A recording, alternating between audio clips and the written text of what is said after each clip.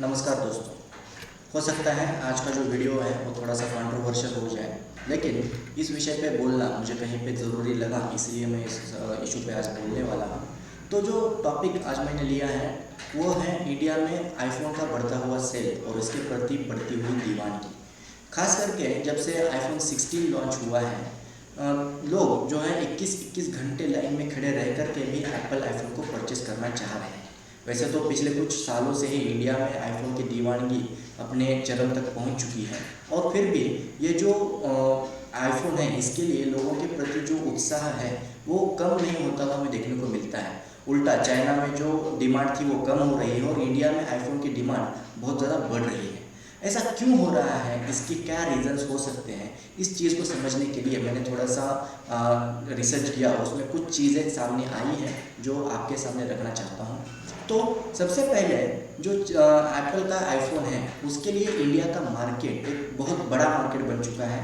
2023 में इसका जो रेवेन्यू है वो इंडिया में $8.7 बिलियन को ऑलरेडी क्रॉस कर चुका है, जो पिछले साल से 42% ज़्यादा है। और ये इंडिया का मार्केट आईफोन कंपनी के लिए बहुत ही बड़ा मार्केट बन चुका है किसी भी यूरोपियन कंट्री के मुकाबले।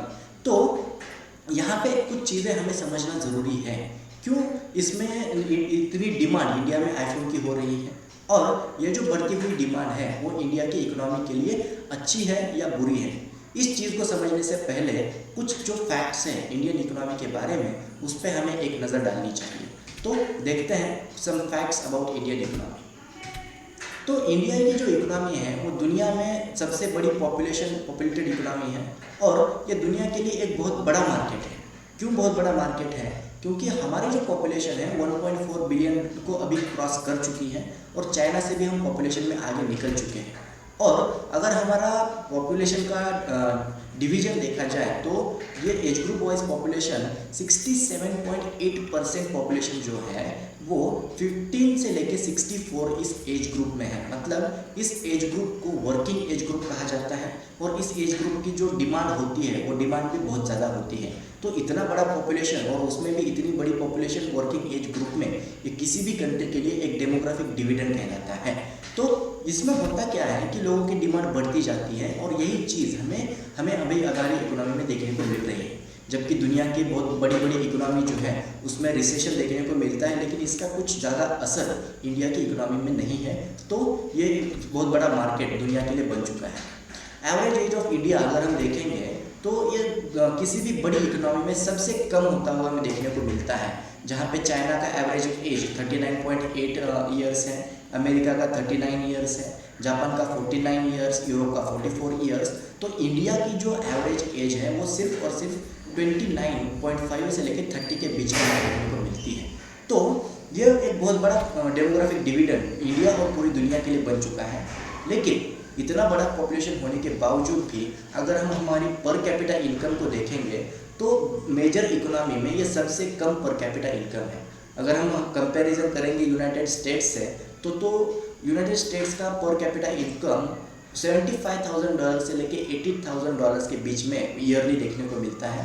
वही चाइना से अगर हम कंपेयर करेंगे तो चाइना हमसे लगभग 5 गुना बड़ी इकोनॉमी है, जिनका पर कैपिटा इनकम $12,500 से लेके $13,000 के बीच में देखने को मिलता है। वहीं इंडिया का जो पर कैपिटा इनकम है वो मेजर इकोनॉमी में सबसे कम हमें देखने को मिलता है। और अनएम्प्लॉयमेंट रेट की बात करेंगे तो मेजर इकोनॉमी में सबसे ज़्यादा अनएम्प्लॉयमेंट अभी इंडिया में ही हमें देखने को मिलता है। और मेरा पहले से ही ये मानना रहा है कि इंडिया और भारत ये दो अलग अलग चीज़ें हैं जिसको समझना ज़रूरी है। तो आईफोन जो है इंडिया में इसकी क्रेज जो है दिन ब दिन बढ़ती जा रही है, और लोग चाहे उनकी इनकम हो चाहे इनकम ना हो उसको परचेस करना चाह रहे हैं। ऐसा क्यों हो रहा है? तो उसके पीछे कुछ रीज़न्स हो सकते हैं, बहुत ऐसे कुछ रीज़न हैं जिसको हमें समझना बहुत ज़्यादा ज़रूरी है। तो मॉर्गन स्टैनली जो है उनका मानना ये है कि 2032 तक जो आईफोन है उसका इंडिया का जो रेवेन्यू है वो $40 बिलियन तक पहुंच जाएगा। मतलब इतना बड़ा मार्केट है, दुनिया में कहीं भी आईफोन का इतना बड़ा सेल नहीं होता है जितना इंडिया में होता है। तो अगर हम दो चीज़ों को कंपैरिजन करेंगे, एवरेज इनकम और प्राइसेस ऑफ आईफोन, तो इसमें बहुत ज़्यादा सिमिलरिटी हमें देखने को मिलती है। क्या सिमिलरिटी है देख लेते हैं। इंडिया का जो एवरेज इनकम है, पर कैपिटा इनकम जिसको कहा जाता है डॉलर्स में, 2400 से लेके $2600 के बीच में देखने को मिलता है। अगर हम इसको आज का जो डॉलर्स का प्राइस है उसमें मल्टीप्लाई करके देखेंगे तो ये लगभग 2 लाख रुपए तक पहुंच जाता है। और आईफोन 16 प्रो मैक्स जो है उसका प्राइस 1,59,900 ये प्राइस हमें देखने को मिलता है। तो हमारी एवरेज इनकम और एप्पल का जो प्रो मैक्स का प्राइस है उसमें ज़्यादा डिफरेंस हमें देखने को नहीं मिलता है। तो ये एक चीज़ हो गई। इसी के साथ साथ inequality, the state of inequality in India का एक रिपोर्ट है, उसके अनुसार इंडिया में जो 25,000 रुपीज़ पर मंथ कमाता है वो टॉप 10 वेज अर्नर्स में आता है। मतलब 90% लोग जो वेजेस अर्न करते हैं उनकी इनकम पर मंथ 25,000 रुपीज़ से कम है। अगर हम इसको कंपेयर करेंगे, एक तरफ तो 25,000 रुपीज़ से हमारी इनकम कम है 90% लोगों की, और दूसरी तरफ जो डिमांड है आईफोन की वो बहुत ज़्यादा बढ़ रही है, जिसका प्राइस लाखों में है। इस चीज़ को कंपैरिजन करना पड़ेगा। अगर हम इंडिया के टैक्स पेयर्स देखेंगे तो पूरी पॉपुलेशन में सिर्फ 7.28 करोड़ जो लोग हैं उन्होंने 31 जुलाई 2024 तक अपना ITR रिटर्न भरा है। मतलब ये चीज़ हम इससे कह सकते हैं, सिर्फ अगर 140 करोड़ में से 7.28 करोड़ लोगों को अगर हम छोड़ देंगे तो बाकी के जो लोग हैं उनकी इनकम बहुत कम है, जो अपना टैक्स नहीं भर पाते हैं। बराबर है। तो अगर ये चीज़ है, सिर्फ 7.28 करोड़ लोग अपना इनकम टैक्स भर पाते हैं और 90% जो वेज अर्नर्स है उनकी इनकम 25,000 पर मंथ से कम है, तो ऐसे क्या चीज़ें हैं जिसकी वजह से इंडिया में आईफोन का इतना ज़्यादा डिमांड बढ़ रहा है? तो सबसे पहला जो मेजर रीज़न देखने को मिलता है वो है कॉन्स्पिक्यूअस कंजम्पशन। मतलब एप्पल हो चाहे कुछ और ऐसी कमोडिटीज़ हो जो एक स्टेटस सिंबल, मतलब जो महंगी कमोडिटी है वो एक स्टेटस सिंबल के तौर पे यूज़ किया जाता है। और ख़ास करके इसकी दीवानगी हमारा जो यूथ पॉपुलेशन है उसमें देखने को मिलती है। तो पीयर प्रेशर हो, अपने ग्रुप में खुद को बड़ा दिखाना हो, खुद को एक सबसे अलग हटके दिखाना हो, या फिर खुद को अमीर बताना हो, लोगों को दिखाना हो, तो ये ऐसी चीज़ों का कंजम्पशन बढ़ता है। और यही चीज़ इंडिया में आज मेजरली होती हुई हमें देखने को मिलती है। जो आईफोन 16 लॉन्च हुआ वो उसकी मैं कुछ एडवर्टाइजमेंट या फिर उसका कुछ कवरेज देख रहा था, तो उसमें ऐसे लोग हैं जो मतलब डेली उनकी इनकम इतनी भी नहीं है कि वो अपना पेट भी भर पाए, लेकिन वो एप्पल आईफोन की लाइन में लगे हुए हैं। एक मैं देख रहा था कि एक कोई तो माँ थी जो अपने बेटे को आईफोन दिलाने लाई थी, जो खुद काम करती है, दिन में कहीं भी हो सकता है 1,500 रुपये कमाती हो।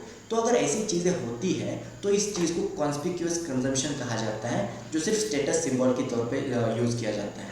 एक और मेजर रीज़न इसमें यह है कि इंडिया की जो इकोनॉमी है उसमें मिडिल क्लास बढ़ रहा है, और एक अच्छी चीज़ है, लोगों का इनकम भी इससे बढ़ता है। और इससे होता क्या है कि कंजम्पशन जो है उस कंजम्पशन में बहुत ज़्यादा बढ़ोतरी होती है। और यही एक रीज़न है इंडिया की इकोनॉमी अभी स्लो डाउन को फेस नहीं कर रही है, क्योंकि हमारा डिमांड बहुत ज़्यादा है। और एक रीज़न इसमें देखने को मिलता है, और एक बहुत बड़ा कॉन्ट्रीब्यूशन ये रीज़न करता है, वो है अफोर्डेबिलिटी का बढ़ना।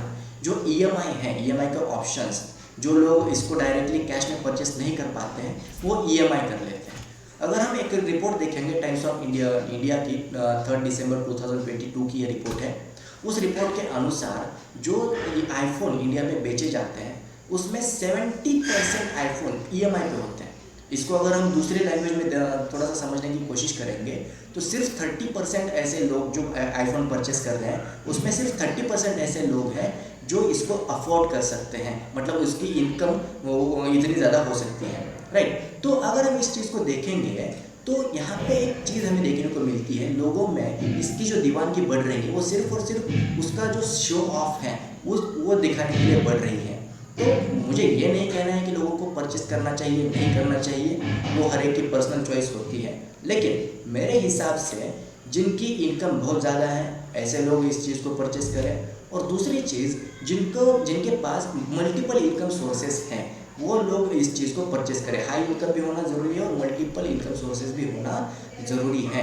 और इसी के साथ साथ जिनके पास ऐसा कुछ नासा का वगैरह डेटा पड़ा हुआ है जो उनको सीक्रेट रखना चाहते हैं वो लोग इसको परचेस करें। खास करके जो स्टूडेंट्स हैं उनको इस चीज़ों से बचना चाहिए, क्योंकि इतनी इनकम भी नहीं है और आप अगर उस चीज़ को परचेस कर रहे हो तो ये कहीं ना कहीं आपके खुद के लिए और फैमिली के लिए और पूरी कंट्री के लिए कहीं ना कहीं ये धोखा थोड़ा सा एक नुकसानकारक हो सकता है। तो इस चीज़ से बच के रहना चाहिए, ये मेरी राय है। आपको क्या लगता है आप कमेंट बॉक्स में कमेंट करके मुझे बता सकते हो।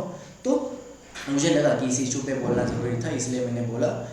जैसे मैंने पहले बताया था, ये जो वीडियो है थोड़ा सा कंट्रोवर्शियल हो सकता है, सबकी राय थोड़ी सी अलग हो सकती है, लेकिन जो मुझे लगा मैंने बताया। अगर वीडियो पसंद आ गया हो तो चैनल को लाइक कीजिए, सब्सक्राइब कीजिए, ताकि आने वाले जो सारे वीडियोज़ हैं आपको देखने को मिलेंगे। Thank you. आज के लिए वीडियो में हम यहीं पर रुकते हैं।